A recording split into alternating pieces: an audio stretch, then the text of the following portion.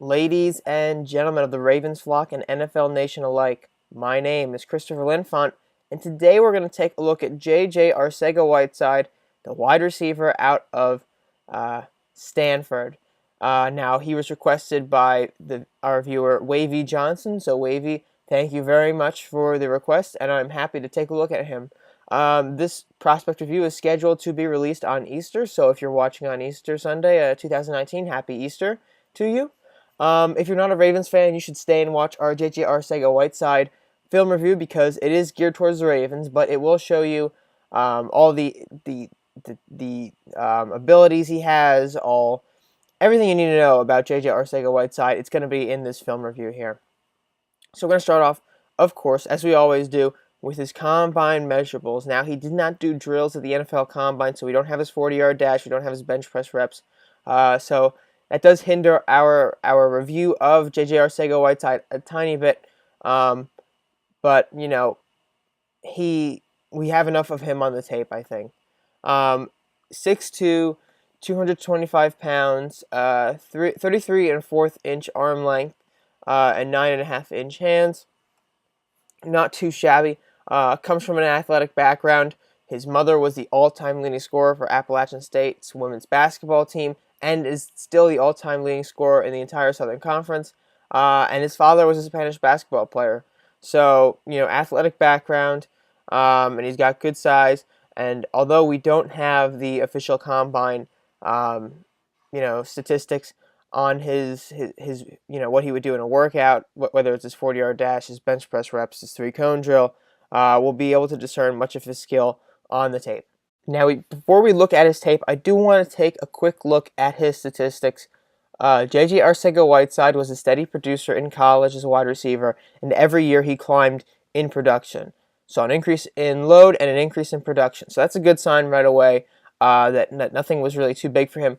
In 2015, his freshman year, didn't play a single game, not a single snap, according to sportsreference.com.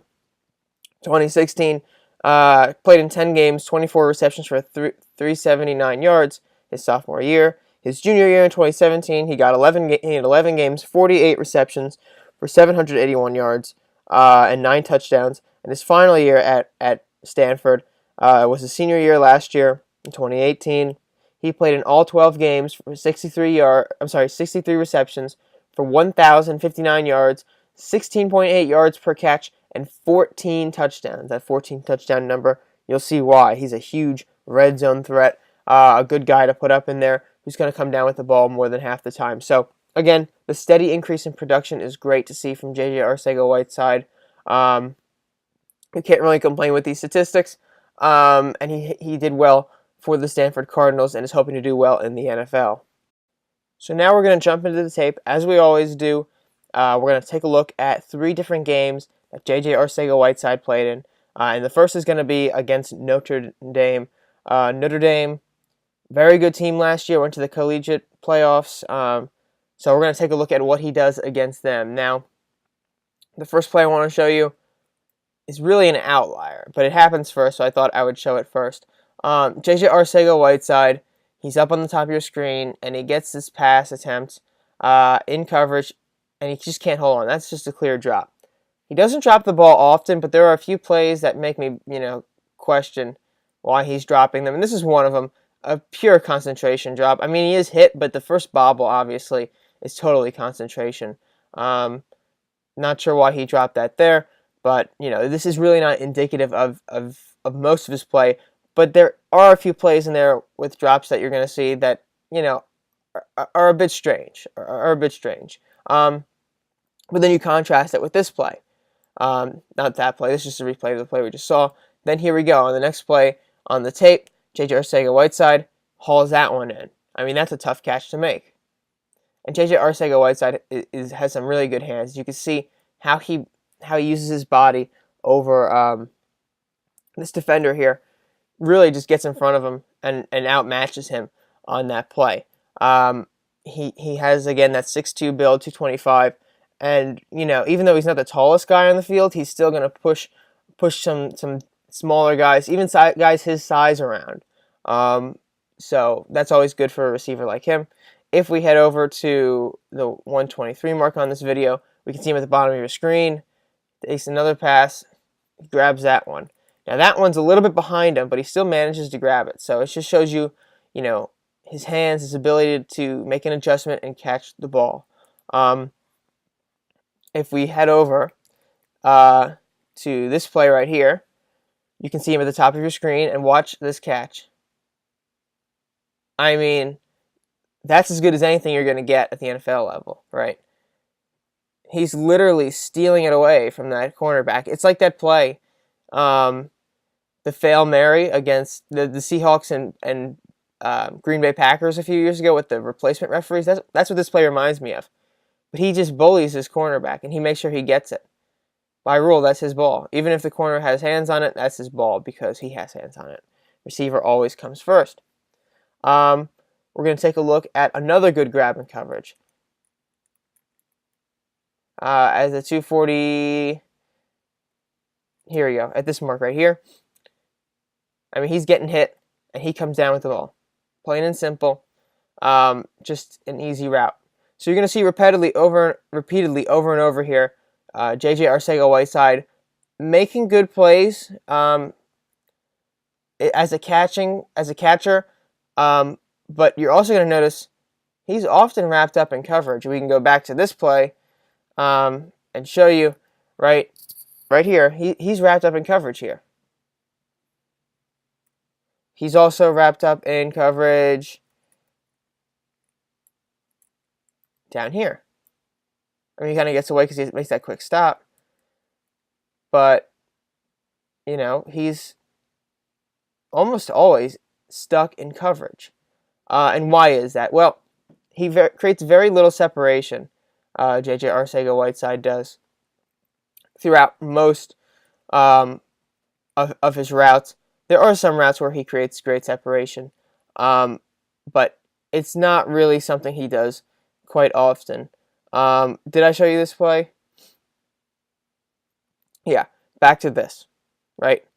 It's a theme. He's always stuck in coverage, and that's something that a lot of scouts, including myself, picked up on while we watched this film. Now, you see this play. He's at the top of your screen. He's trying to make a block, I think this play is, but he doesn't really do it very well. You can see him attempting it, but he doesn't hold him, right? And we're going to try to find him blocking a lot more in this game.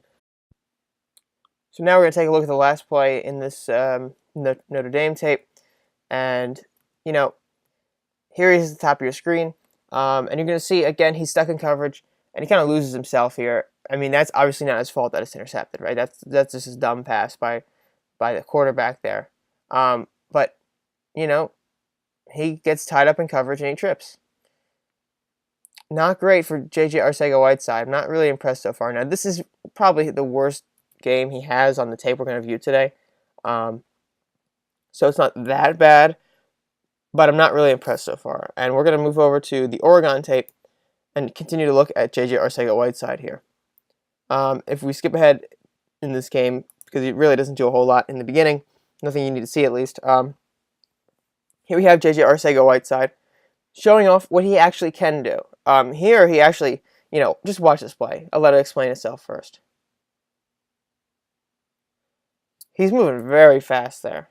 Now, he exhibited average speed in that Notre Dame tape, but here he's just going, right? And he hits the Jets on this play. Super speed, super big catch.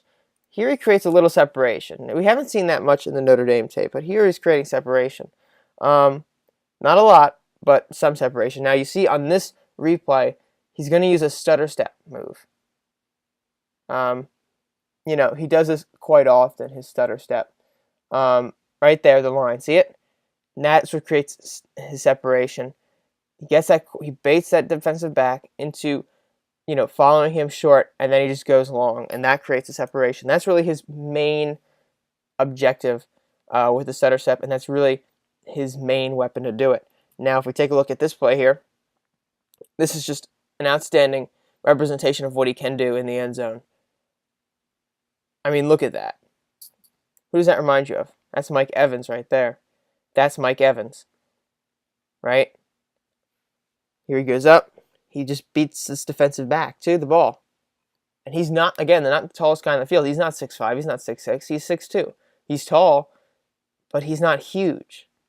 But he's got good size. And he uses his body well to make these plays. Look how far up he went in the air there. Pretty darn good play by J.J. Arcega-Whiteside. If we take a look at a play up here in the future, not this play, it's the next play. Well, that play, actually, yeah. I'm sorry about that. I don't know why I got confused there, but here it is. J.J. Arcega-Whiteside makes a good grab in the end zone. Just a fantastic one. He just beats the defensive back off the line again, and we'll see it again here, I think, on the replay. Yeah. Watch him at the bottom of the screen. Again, this is stutter step. Forces the defensive back to come to him, and there's just nothing there. In the end zone, in the red zone, J.J. Arcega-Whiteside might be one of the best wide receivers in this draft. But he's got to get there first. He has to get there first. And with just one more play I'm going to show you here today, on this tape at least, we have one more piece of tape to watch. J.J. Arcega-Whiteside, good catch and a really good juke here, you'll see. One juke, and he's going to get around this guy, and he gets taken down by the third guy. So he's showing you he can do things, but just not going to do them all, all the time. Now, here we go, the Washington State tape. It's a lot of good from J.J. Arcega-Whiteside here. We'll see him in this play. He's going to catch the ball and holds on to it after a big hit. And this is what he does a lot. He doesn't drop a lot of balls, although he does drop a few. That's a big hit, and he just holds on to that ball. Just a pretty good play. But then, on this play right here, he contrasts that with a drop. Now, maybe it's because the sunlight may have been in his eyes. It looks like the sun was pretty heavy over there. But not a great play for J.J. Arcega-Whiteside. He drops that ball. Moving on to the next play, we're going to head up into the game here at this mark and take a look at what he can do here. So gets a quick short pass, pushes off one guy, gets out of bounds. Good play by J.J. Arcega-Whiteside. That was a short route. But again, he's not really doing anything other than short routes and streaks to the end zones, right? And he's trying to get off the receiver when he does that, which is fine, but it's always that one move. And that's going to be crucial in a little bit when we go over his strengths and weaknesses. Here we go. This is probably one of the best plays I saw of him on the tape. Completely covered, and he catches. He somehow caught that. I have no idea how. But he somehow catches this ball. Look at this. He's draped in coverage. He's on the sideline. And he gets 2 feet down, and he catches it. Unbelievable. Just an amazing play by J.J. Arcega-Whiteside there. Let's take a look at him here, bottom of your screen. Another end zone shot, and guess what he does? You already know what he does. He grabs it over the defender. Just a fantastic play by J.J. Arcega-Whiteside. Just a good play. I mean, he's a good end zone receiver, but that's really it so far. He's not going to beat you over the middle. He's not going to beat you short. I mean, he'll get short passes. But where he really shines is the end zone. So he has a role to play. He's a role player is what I'm basically saying so far. Take a look at this play.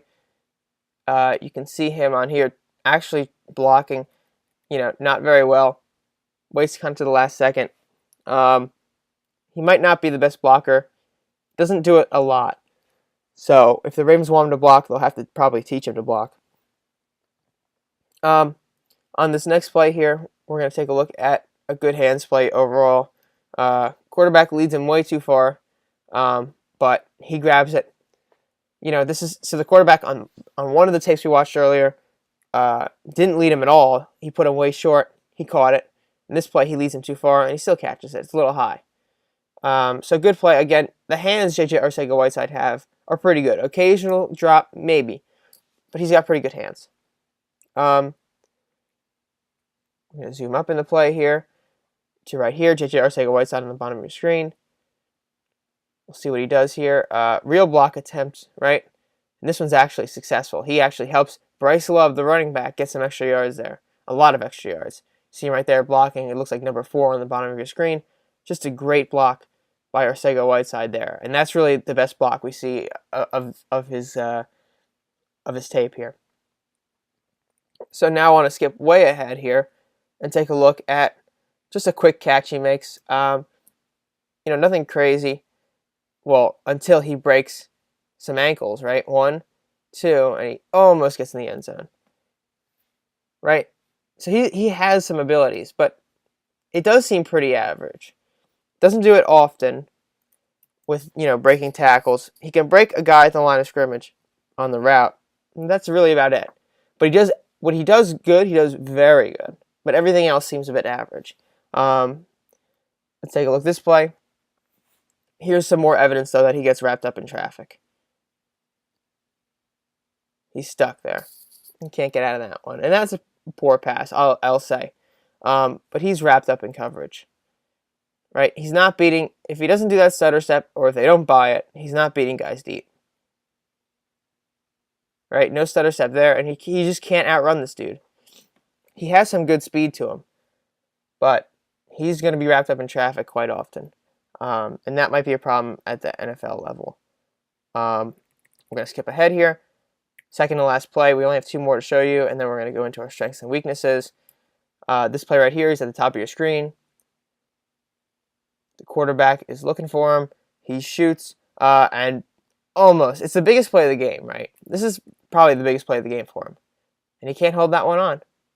Now, he is draped in coverage by number 4, and he is getting the ball pushed out of his hands. But sometimes in the NFL, you got to make that catch. And he can't make that one. And right here, the last play of the game, he's going to get a second chance of this, or at least the last play of this tape we're going to look at. He's going to get a second chance, and look what happens here. Second chance effort, good. He beats the guy off the line of scrimmage with the stutter step, I believe. Actually, I don't know if we see it. But he beats the guy off the line of scrimmage. The safety doesn't come over. Makes a quick turn. For some reason, that cornerback just bought the bait on the quarterback. So there you go. JJ Arcega-Whiteside. What do we learn about him? Well, he's a very good red zone target, but he's pretty average in everything else he does. When we take a look at his strengths and weaknesses again, the first and foremost, he's got good size. It's not the best size, but it's good size, right? 6'2", 224, 225, I mean. Yeah, great, a good size, again, but not the best. But he's a fantastic red zone target. He may be the best red zone target in this draft class, up there with N'Keal Harry. He makes some outstanding grabs there. Shows great strength, bullying defensive backs in the end zone, and he can often beat them off the line with his stutter step.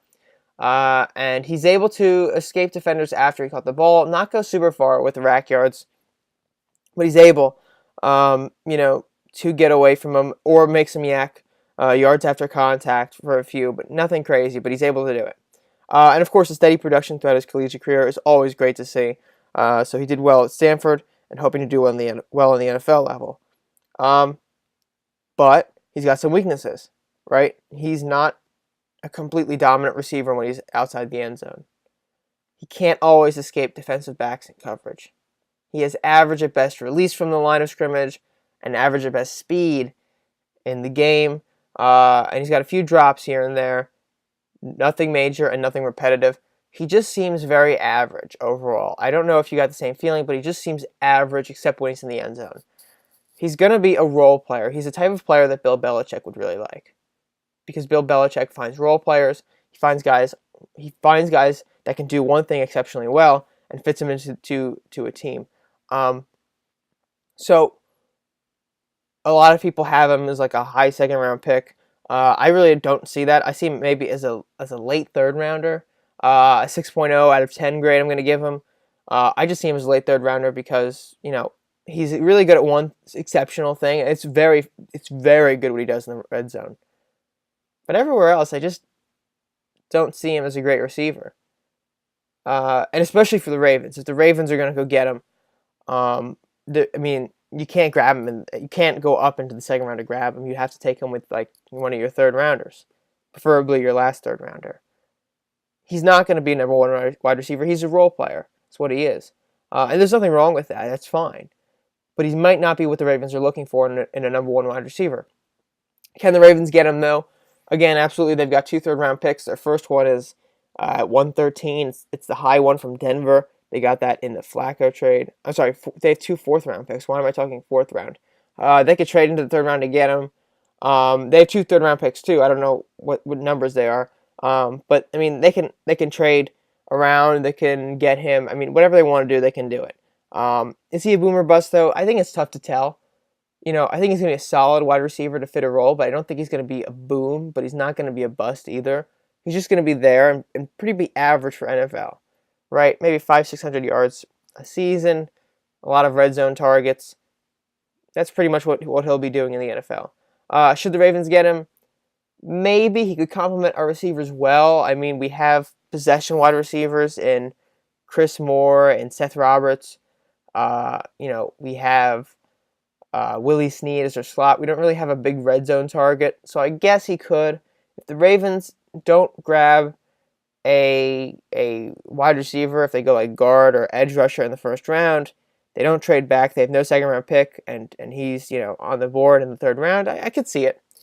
I could see him going to the Ravens. I would be okay with it, because at that point you just want to get a wide receiver who can fit a role for you. In the third round, I think that'd be a good bargain. But if he's being demanded to go in the second round, I wouldn't take him.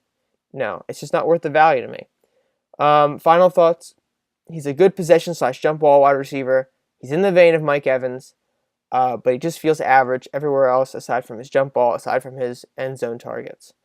And that's why I gave him the 6.0 grade. So, yeah, he'll probably go in the later second round. That's what a lot of people are thinking right now, but I would really want to pick him in the late third round. But thank you very much for watching my JJ Arcega-Whiteside film review. This is coming out on Easter, so happy Easter to everybody. We'll be coming at you with the next one on Kelvin Harmon in maybe Monday. I would think it would come out. So have a great Easter, everybody.